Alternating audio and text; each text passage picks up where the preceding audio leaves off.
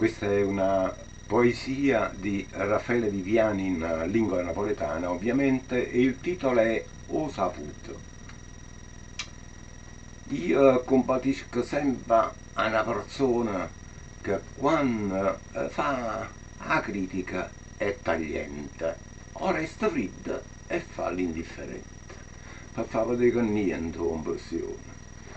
Come può dire che la cosa è nata e buona, chi spesso stenta la vita amaramente? Stando succata, finge innanzi a gente, ma appena o danno corda si sbottona.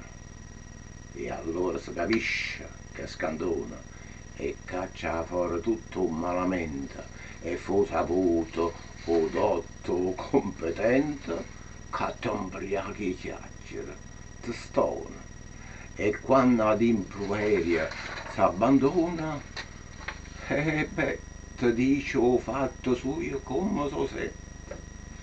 Ma sì, ci stava andà sinceramente, è l'unica campana che non suona.